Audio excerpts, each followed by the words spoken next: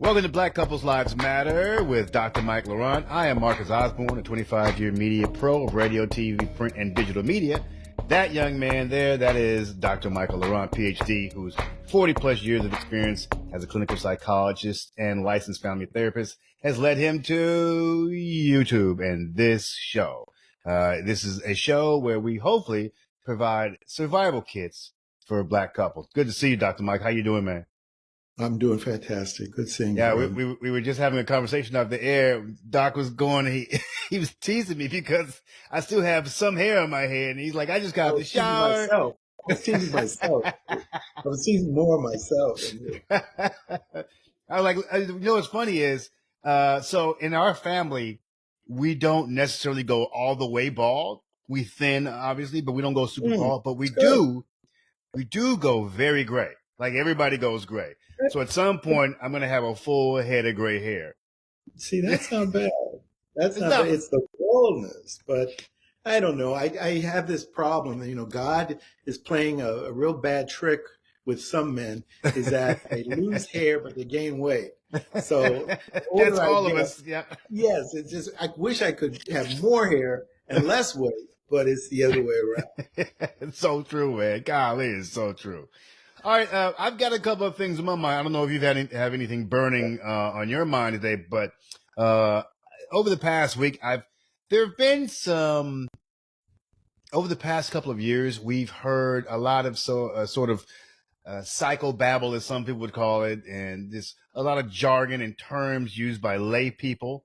And I'm like, how much of this stuff is real, and how much of this stuff is just like pop psychology stuff? And so I wanted to ask you about a couple of these things. And if they're real, not only are they a real thing in real psychology, but what exactly do they mean? And I hope you don't mind me laying out some of these things with you. No, that's great. My first one is this issue of the topic of attachment styles. This is something I've seen people talk about over the last couple of years in particular.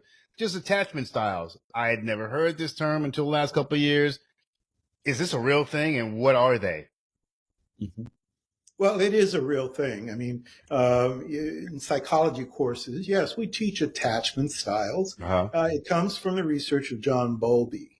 Bowlby was probably the most well-known person to do research on attachment.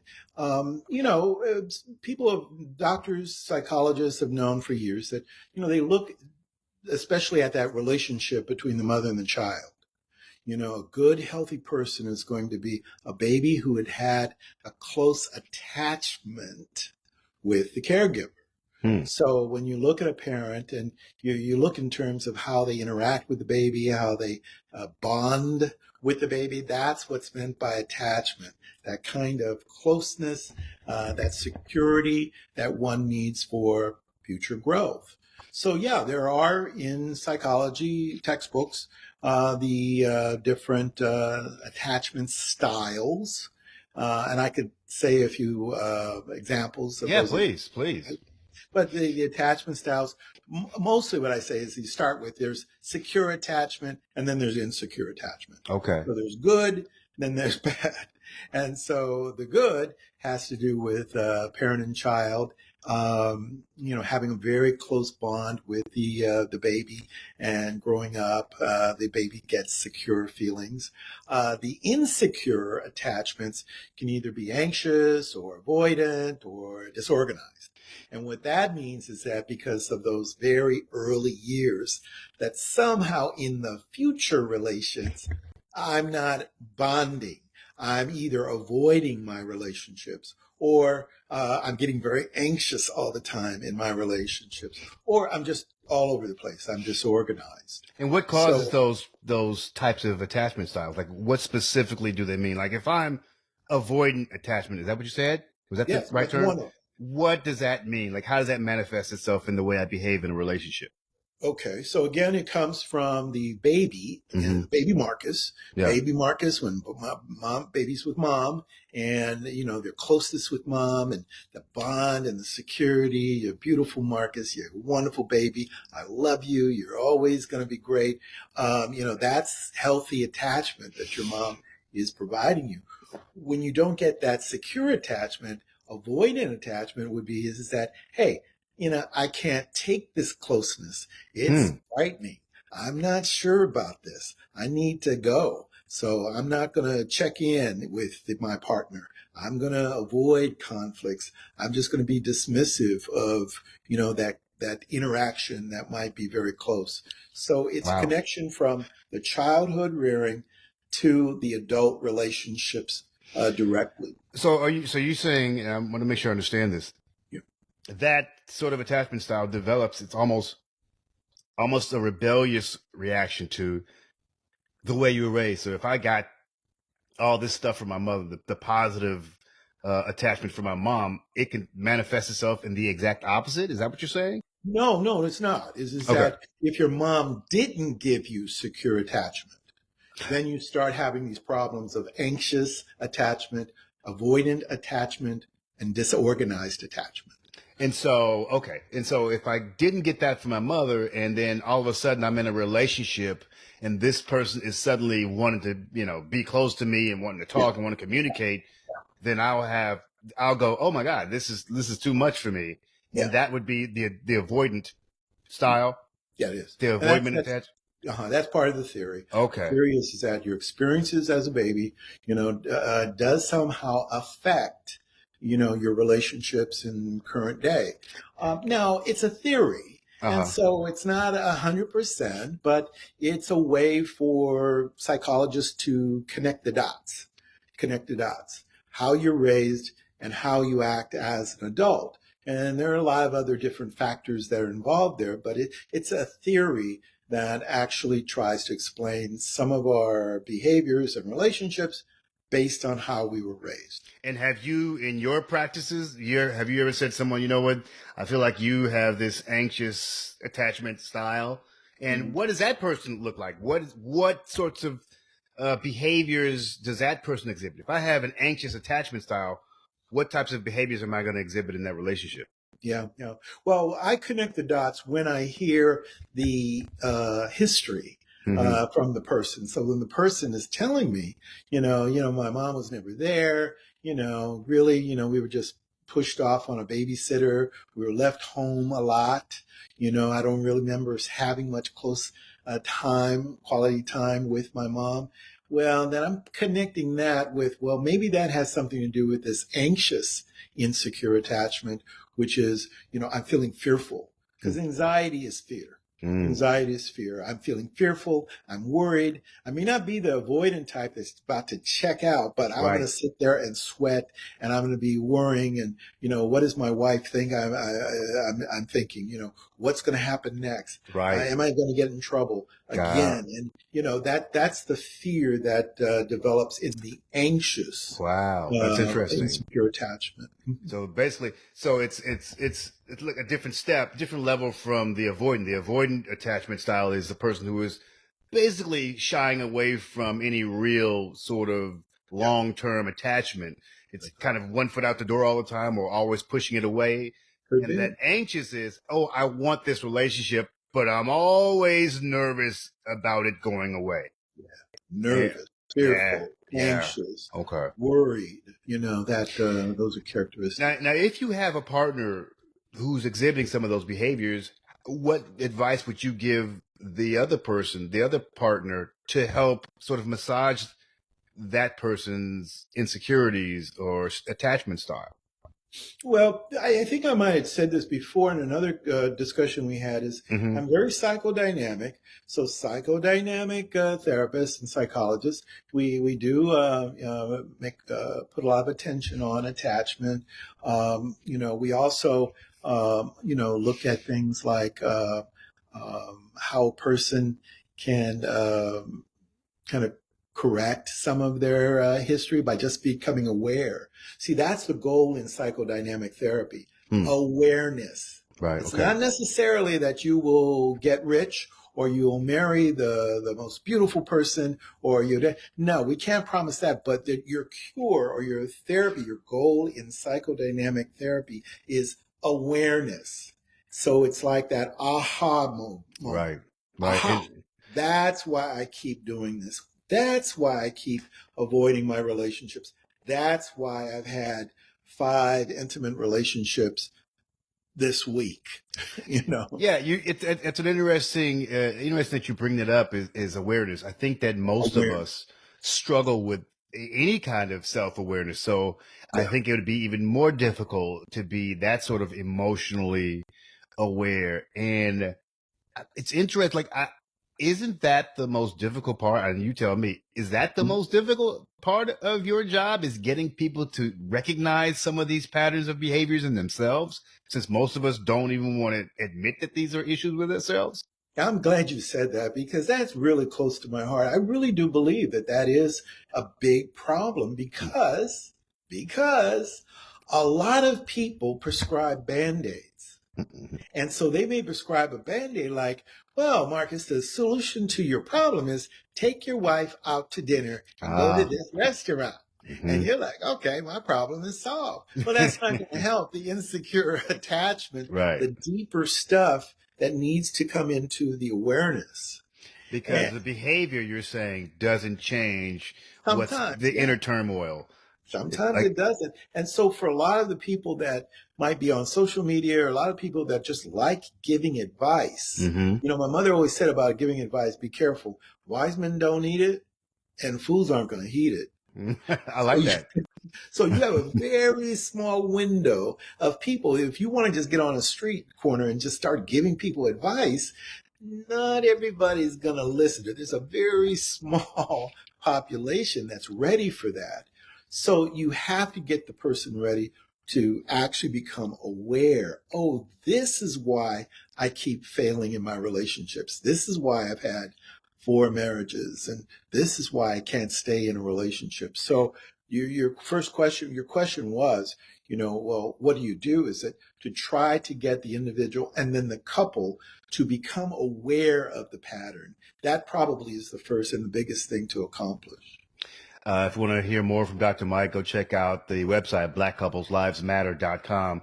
I think it's chock full of really interesting articles, notes, and videos, etc. Go there and like and subscribe. Tell a friend. I think you're going to find a lot of good stuff there. Let's talk about love languages. This is one that's become really popular over the past decade or so. Is what's my love language? It's acts of service. It's quality time. I'm sure you've heard this stuff, but I've heard other people say that's all bullshit. Like none of that is real. But you tell Oh, me. oh no, no, no. I don't think it's bullshit, but it's a thesis. It's actually some of that I think has come out even after my time. I Mm, mean, I've yeah. been around for so long, and so I've heard that, and I know that that's a thesis. And I've been on so many thesis committees. hmm I've helped students write theses, and been on their chairperson on their dissertation committee. So the authors of this, with the term love language, Yeah.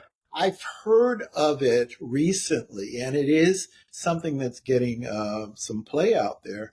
Um, I don't know if I can speak on that, but what I have talked about in my classes and with couples is the old types of um, um, what are they called? Um, Not love languages, but we call them. I'm sorry, I'm blank. Blanking. Yeah, but yes, We no, can come no, back to it. love It's fine. styles. I'm sorry. Ah. So, Okay. again, in our field, in your field, vocabulary, you use this word, I hmm use this word. So, hmm I know of the love styles, and I always used to teach the love styles, eros, pragma, storge, ludus, eros, those are the love styles. That comes from Greek literature. You know So what? You're gonna that's have to where, you're gonna have to write an article about the love styles because yes, I would love to see and read yeah, that and compare and yeah. contrast it to the love language stuff. I'd be willing to bet that it's Yeah. all probably the same sorts of thing. But if you, There's a lot of crossover. yeah, There's a lot of crossover. But in the love styles, hmm you have eros. And I did write about that on one of the blogs, is that eros is erotic. You've heard of the word erotic. So that's a love style, or you may want to call it a language where the emphasis is on the erotic. It's mm, sexual. yes, And so, yeah, there could be couples that they feel fine in terms of their language or their relationship as far as sex, as far as the physical. Yeah. connection. In the But love that's language, they call it physical touch, or I think that's one physical of the touch. yeah, And yeah. so, yeah, so it could be something like that. But there's also, you know, pragma love, and pragma love is more practical. So practical. So the Greeks said, well, there's some relationships, maybe Marcus and his wife, they're more practical. They're constantly focusing in on, okay, this is what you do for your education and your career. This is what you do for your education. So that's a language with a couple. Hmm. And there's ludus, and then there's agape, and that's the one that I talk about with my clients because it is the ideal. And I don't know if you've heard of agape. You Hmm. know, agape is a deep, deep subject, and agape is more spiritual. It's more of an unconditional love. Mm. So when you think of people that you admire, like Martin Luther King or what, you have this agape kind of love that is unconditional. And the problem mostly with couples is that there are always conditions. And I Yeah, think I said this the last time is that people give, but then they're waiting to get. yeah. And their gifts are not really gifts, they're loans. And so it's hard. It's hard for us humans to be unconditional, to love everything. Why? Because as humans, as people, we're always counting. You're always looking at your wife and saying, wait a minute, I did this Hmm. 5 times. You only did it 2 times. Yeah. Well, So I think I mentioned last week one of my yeah, favorite terms from sayings from Dave Chappelle is "Don't count favors," and I just love it. I yeah. love it. I think But it makes a if lot you of do sense. give favors, don't count. Yeah. It's not a gift. If you're giving a gift and you expect something in return, that is called a loan. That is not a gift. Well, what If, about this? What about the people who say, I do all these things to this person, and I yes, do this because I really love this person. Every now and then, I just wish that that person would do the same thing in return. yeah. Again, there's an inequality in a person sitting around an expectation like, hey, where's mine? Hmm. Where's mine? So, But and it doesn't the person in the couple have a right to have certain expectations of their partner? Sure. Okay. Yeah, definitely. But remember, we talked about too, I think last time, is that sometimes there are codependent people who that's what they do. They hook up with the takers. Hmm. So if they're a giver, giver, giver, and if you hook up with another giver, giver, giver, it's heaven. It's like bliss. It's Hmm. like, but a lot of times that doesn't happen. The giver, giver, giver gets paired up with the taker, taker, taker. And Marcus that's, Osborne here with Dr. Mike Laurent. This is a great topic, Doc. I actually wish we could do an entire show on this particular subject. It's fascinating, and maybe if enough people request it, we'll do a live Q&A at some point, and we can have yeah, Doc take questions from folks. So if you want to have that happen, please go to the YouTube channel. It's Black Couples Lives Matter. You'll catch this video. You'll catch our videos every week. The show is there. Please, please, please leave your comments, leave your questions, leave your request there. Doc and I will definitely get back and respond to it. Doc, let's close the show out with a term that everybody seems to be using the last few years: gaslighting. Uh, Real thing. I'm certain of it, but my understanding of it is the term came from a motion picture from the 30s or from the 40s, really. and they are now using this term Right. in popular secular communities everywhere. But what is it really? What is it really? Well, I mean, it did come from the movie, and I think it was with Ingrid Bergman I and think so. Charles Boyer. But basically, what was happening is that the husband was trying to make the wife think that she was crazy. Yeah, yeah, And yeah, so that was the gaslighting is that, just saying, no, no, no, that's not real. Oh, no, no, that's not real. yeah. And so, that was around for quite some time. Hmm. The reason why I think it's growing, and here's where I'd start, turning the wheel towards political now. So I think the reason why it's getting more play now is actually in politics. That's what's happening, Hmm. is that when you have certain people, and I'm not going to mention their name, Trump, but when I, certain people, is that the gaslighting is pretending like everything that I did, it didn't Right. happen. Right. And so what that does is that makes the other person think like, well, wait, am I crazy? I just saw this, Yeah. or I just heard this, Yeah. or we have the evidence. We have the evidence here. Yeah. And I think where it comes out into relationships is that sometimes we have spouses, sometimes we have partners. They're trying to make their partner crazy or think that they're crazy. And these partners are saying, wait a minute, am I stupid? Yeah. You're telling me, you're lying to me. You're telling me these things. You're gaslighting the reality, and it's not true. So and that's what how we see it happening now. How do you combat that in a partner? Say that again. How do you combat that in a partner, though? Well, first of all, like Other than the obvious, which is get away from that human being as quickly as get away possible. from the human being. Like in the movie, you just have to get the hell out of the house. Because it is. It's like one of those scary mystery things. Is that Yeah. no, there's nothing going on here, and you know, and so yeah. But I think if this is where counseling and getting an objective person involved will be very helpful, because the purpose of marriage counseling and the purpose of couples counseling is to really get some ground rules on what is reality and what is not. Yeah. And so if you're going into counseling, hopefully, it's trying to address reality. So one person doesn't go off thinking, am I crazy? Yeah. Is this real? Yeah. Yeah. That's Dr. Mike Laurent. I am Marcus Osborne. That's going to do it for us this week. As I always say, go to the website, blackcouplesLivesMatter.com. Also, check out the YouTube channel, Black Couples Lives Matter. That's Dr. Michael Laurent. As I said, we'll see you again next week. Thanks for tuning in, y'all, and be safe.